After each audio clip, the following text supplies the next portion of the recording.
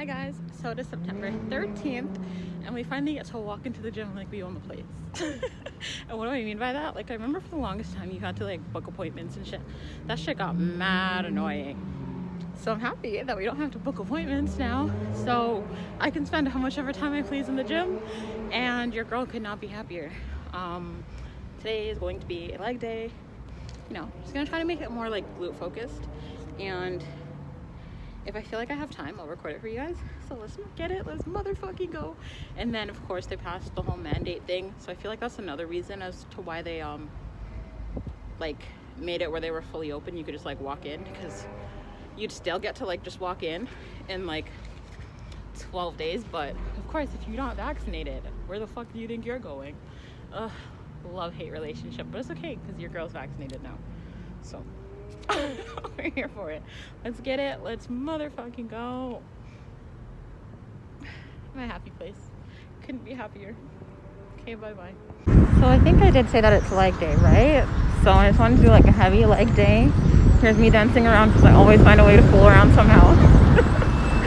But I just wanted to say that this wasn't like the exact workout of that day. This was a different day, but I was like, hey, let me just do this instead, because I did do leg day that day, but I did like a different leg day that day, if that makes any sense. But I didn't like the way it turned out, so I didn't choose to post it. So that's my 2 cents. Anyways, let's get it, let's go.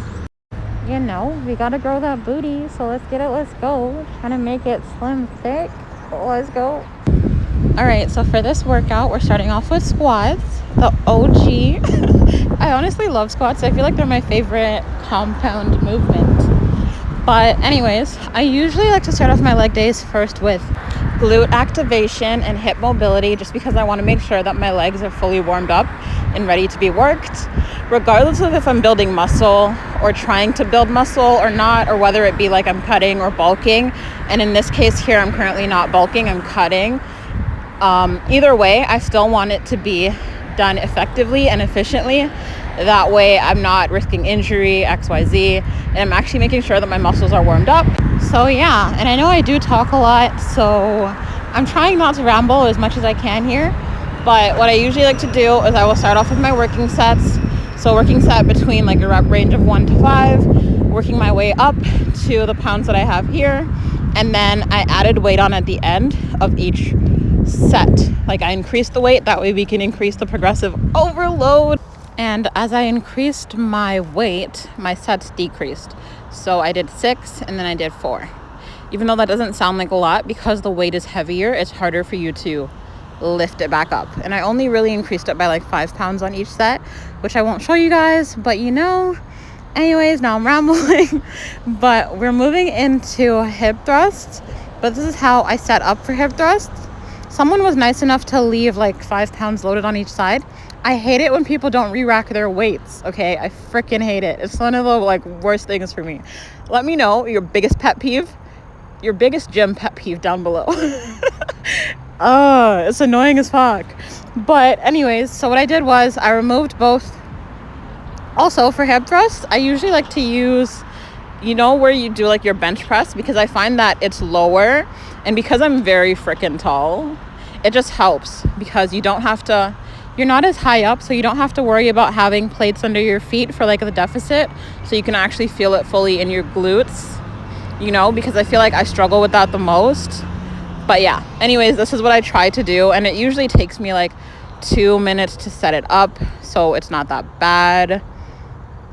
But yeah, I usually also like to put plates underneath it. That way I can easily slide it on, and then I'll slide the other side off, as you guys will see me doing here. And then of course, as you know, if you were to put a plate underneath it, unlike me, it would be a lot easier for you to like maneuver around with it. And then I'm giving you a thumbs up because you're golden, you're good to go.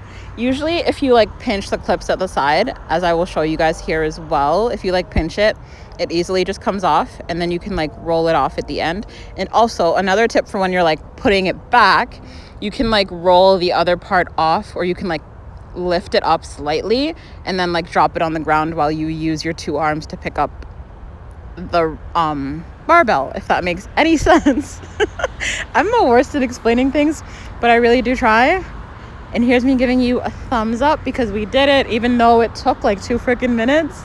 It's the hardest part, but the hard part is over. Let's get it, let's go.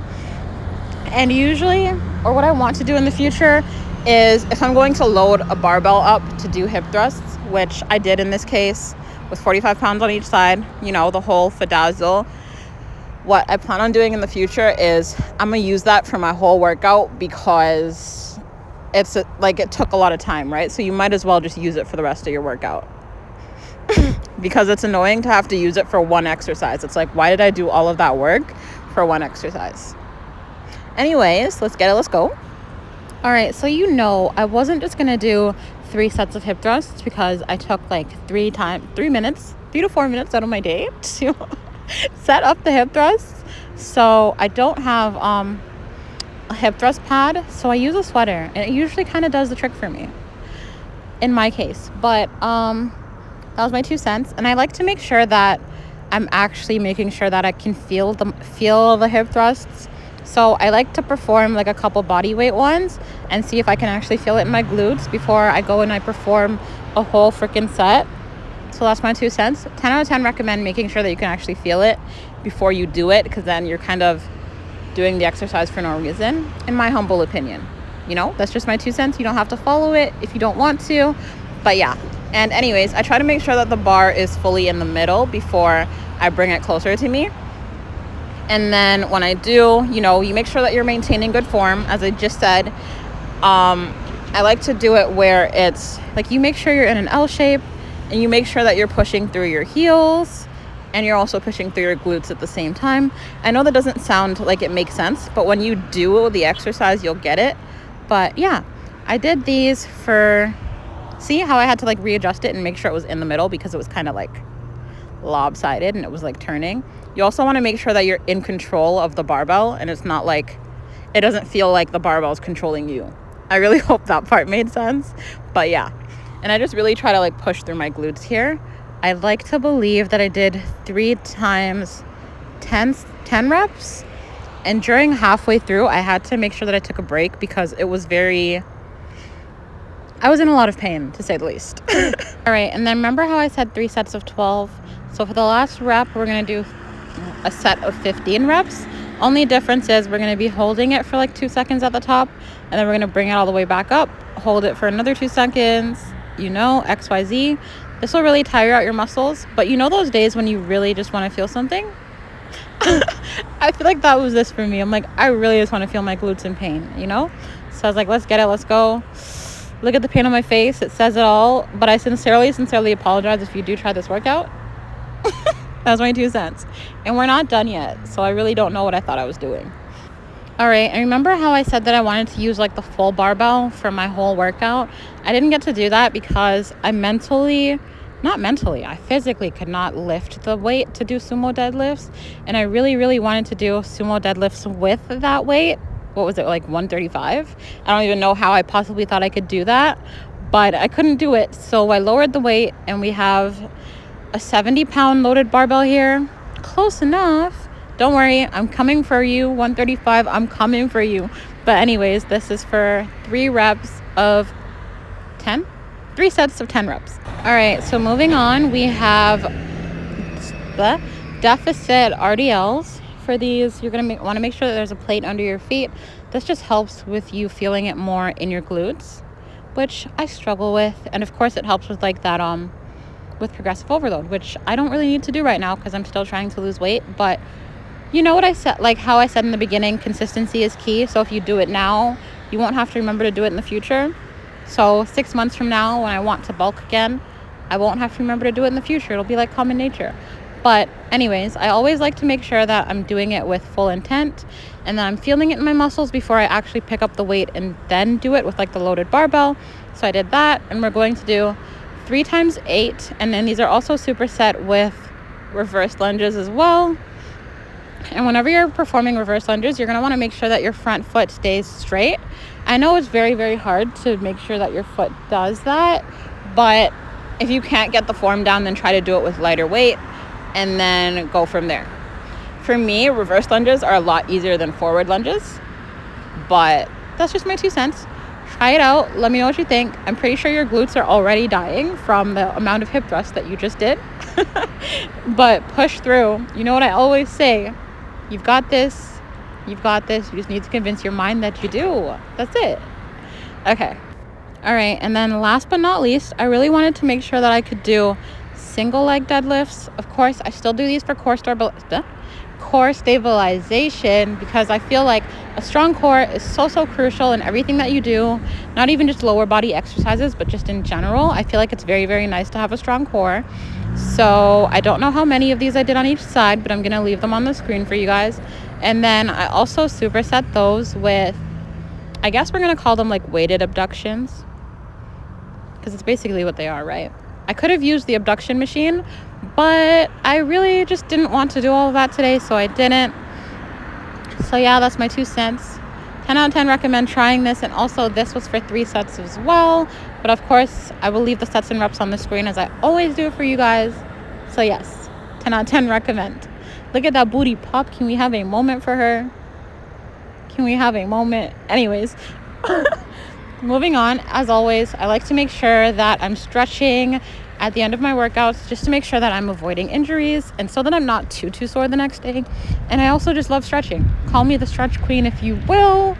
We love it here. But yeah, stretched out all those muscles. We were good to go. And I'm also going to do like a tiny little protein bar review for you guys, because I do know that Shay wanted me to do one. So I purposely bought it just for you. Let's get it. Let's go. But yeah, make sure you're stretching out your muscles. If you're not stretching, I will come for you. Here are some of my favorite stretches on the screen for you guys. But builder bars, because Shay said she kind of wanted a review on it. So I bought a box of builder bars just for her. And then I will probably use them throughout the week. And I'll probably just have a protein bar in the morning for breakfast, because I am trying to go to the gym like really early at like 7 a.m.-ish, 8 a.m.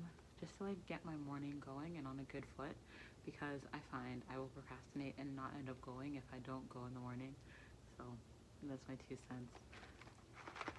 But yeah, so they have 3 flavors. They have a chocolate flavor, they have a peanut butter chocolate flavor, and then they have a chocolate mint flavor. And if you were to ask me, the chocolate mint flavor is my favorite. And I feel like these are the most affordable protein bars there are out there. So I got a box of these for like, you get them at like for like $10 at Walmart, $9.97 to be exact. But however, I got these for $9.09 plus tax, so it came up to like $10.30-ish around there. So we love that for me. Because I went to Shoppers and they had a sale on top of a sale, if that makes sense. So I saved the $1 because they're expiring very soon. Like, they don't expire until like October 8th, but I'm here for it. Save money where you can. But yeah, the mint chocolate one is my favorite because it tastes like a peppermint patty. I'm gonna take one and probably throw it into the microwave right now and try it on camera for you guys. But yeah, they are very, I mean, they are a higher calorie protein bar, so also keep that in mind. Like, there's 280 calories in one protein bar, there's 9 grams of fat, and 20 grams of protein, and 31 grams of carbs. So that's my 2 cents on that. But yeah, but 10 out of 10 recommend them, because most protein bars are really expensive. I usually buy them for like $2 for $3 at where I work, so I figured $10 for 6 of them wasn't that bad. Because, oh, never mind, I failed, because it would have been like a bit cheaper, but I did spend $9 on it, so it would have been $9 anyway, you know. But yeah, and it just depends on where you go, but I really don't feel like it's worth more than like $10 for like a box of 6. I did see a box of 12 of them for like $60 and $49, so I think that is a bit cheaper. I will leave like the little prices and stuff on the screen for you guys. So yeah, that's my 2 cents. 10 out of 10 recommend, and I will be right back. It's probably gonna microwave it for like 30 seconds. Okay, so I threw it in the microwave for like 30 seconds. I don't know if you guys can see it. That's how it looks. It's like you know, the hand reference. I don't know how many centimeters, but that looks good. We're gonna try it. I've actually never tried the leg lift before, so we gotta try it together. It's pretty damn big if you ask me though.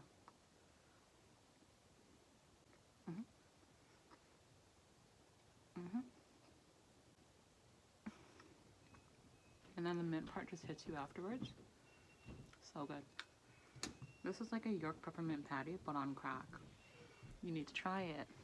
And then, of course, I have a glass of milk with it because milk and chocolate just go hand in hand. Like peanut butter and jelly.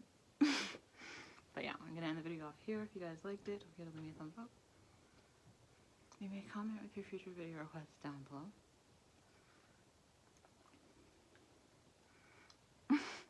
And don't forget to subscribe. And until next time, I'll see you beautiful people in the next video. Peace out.